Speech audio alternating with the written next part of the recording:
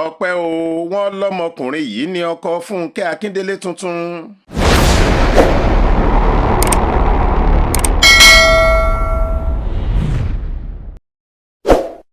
Yorùbá bọ̀ wọ́n ní àpọ́nlé kò sí fún ọba tí ò lólórí. Ó jọ pé bí ọ̀rọ̀ níní ìyàwó lọ́ọ̀dẹ̀ ṣe rí fáwọn baálé bẹ́ẹ̀ ló rí fáwọn obìnrin tí kò tíì ní adé orí àtàwọn tí adé orí wọn ti ṣí sọnù. Gbogbo ọ̀nà ni wọ́n fi ń wá adé orí míì tó máa ṣe rẹ́gí tó sì máa bá wọn kalẹ̀. Èyí ló ṣe rẹ́gí pẹ̀lú bí ìlúmọ̀ọ́ká òǹṣèrébìnrin tí ìràwọ̀ rẹ̀ ń ràn bí òòrùn lásìkò yìí, abilékọ Fúnkẹ́ Akíndélé tí ọ̀pọ̀ èèyàn mọ̀ sí Jennifer ṣe ń palẹ̀mọ́ àti ṣègbéyàwó tuntun lẹ́yìn tí àjọṣe lọ́kọláya rẹ̀ àtẹ̀yìnwá ti forí ṣọpọ́n. Wọ́n lóbìnrin náà ti rí ẹni bá rin ìrìn àjò ìfẹ́ lákọ̀tún báyìí, ó ti rí ẹni bí ọkàn rẹ̀. Ibi táwọn èèyàn sì fojú sí ọ̀nà kò gbábẹ̀. Ó jọ pé jókà ni Fúnkẹ́ fi kinní ọ̀hún ṣe, ó rọra ń yọ ọ́ jáde lábẹ́nú ni. Ṣé Yorùbá ní bá a ṣe ń yọ́só náà là ń yọ́gbọ́? Kò sì sí ìfún kan nínú òròmọdìẹ tí àṣà kò mọ̀.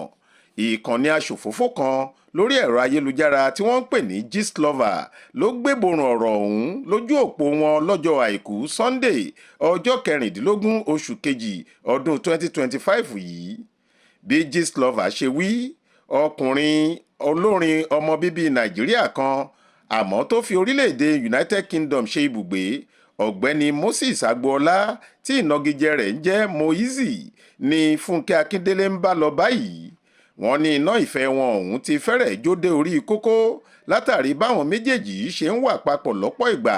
Wọ́n jọ ń kọrin, wọ́n sì jọ ń rin ìrìn àjò káàkiri ìlú òyìnbó. Àwọn tí wọ́n mọ bó ṣe ń lọ ti rí wọn papọ̀ bí wọ́n ṣe ń ṣe kùrùkẹrẹ ìfẹ́ lọ́pọ̀ ìgbà. Ohun kan tó kọ́kọ́ kọ àwọn míì lóminú nípa àwọn olólùfẹ́ méjèèjì ọ̀hún ni pé ọkọ ìyàwó ọ̀la yìí kéré lọ́jọ́ orí sí Fúnkẹ́ Akíndélé. Fúnkẹ́ dàgbà jù ú lọ, bọ́rọ̀ bá sì di ti fífi owó táàkà, ó jọ pé Fúnkẹ́ ń bu náírà àti dọ́là bí àgbàdo gbígbẹ lásìkò yìí ni. Omi ń bẹ lámù sùlẹ̀ akẹ́n ayétòrò kẹ́n gẹ́gẹ́ bí àṣà Fúnkẹ́ Akíndélé nínú fíìmù. Àmọ́ ọ̀rọ̀ ìfẹ́ kọjá ti ọjọ́ orí, bẹ́ẹ̀ ló sì ju ti owó lọ. Gistlover ṣòfófó pé àwọn ọkùnrin tó sán ọgùn míì ti ń dòyì yí Fúnkẹ́ Akíndélé tí wọ́n ń fẹ́ láti dẹnu ìfẹ́ kọ́, àmọ́ obìnrin náà kò gbà fún wọn. Wọ́n ló sọ pé irú ìró nìborùn àwọn eléyìí kò yàtọ̀ sí ọkọ tóun àti ẹ̀jọ pín gàárì lọ́dún díẹ̀ sẹ́yìn, ìyẹn Abdulrasheed Bello tí ọ̀pọ̀ èèyàn mọ̀ sí JJC Skills. Wọ́n ní gbogbo ibi tí Fúnkẹ́ Akíndélé ń lọ ni olólùfẹ́ rẹ̀ tuntun yìí ń lọ àti pé ọkàn Fúnkẹ́ balẹ̀ pẹ̀lú rẹ̀. Wọ́n lọ́mọkùnrin náà ń ṣe tiẹ̀ dọ́ba, àwọn mọ̀lẹ́bí àwọn méjèèjì sì ti mọ̀ sí i.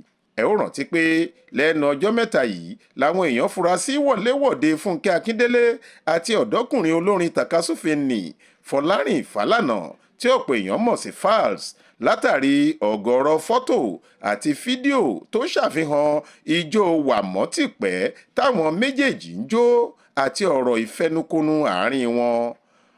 Ọmọ gbajúmọ̀ ajàfẹ́tọ̀ọ́ ọmọnìyàn àti agbẹjọ́rò tó dáńtọ́ ni alàgbà Fẹ́mi Fálànà ní Falz, bẹ́ẹ̀ lòun náà kéré lọ́jọ́ orí sí Fúnkẹ́, àmọ́ àpọ́n tí kò tíì láya ni. Adélébọ̀ ní Fúnkẹ́ Akíndélé ẹ̀ẹ̀mejì ló ti ṣèyàwó lọ́ọ̀dẹ ọkọ.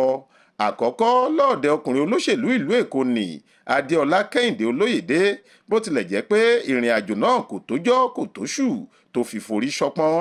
Lẹ́yìn èyí ló fẹ́ ọ̀gbẹ́ni Abdulrasheed Bello tí ọ̀pọ̀ mọ̀ sí JJC Skills, òǹkọrin òǹkọ̀tàn tó máa ń ṣètò lórí tẹlifíṣàn ni.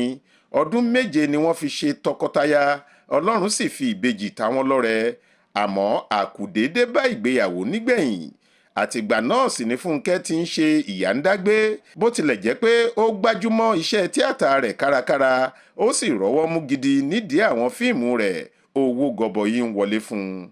Títí di bá a ṣe ń sọ yìí, Fúnkẹ́ Akíndélé kò tí ì fèsì lórí ọ̀rọ̀ ti olólùfẹ́ tuntun rẹ̀ yìí, bẹ́ẹ̀ ni Moizi náà kò tí ì wí kinní kan, bó tilẹ̀ jẹ́ pé ìta fàájì ti fi àtẹ̀jíṣẹ́ ṣọwọ́ sórí aago Fúnkẹ́.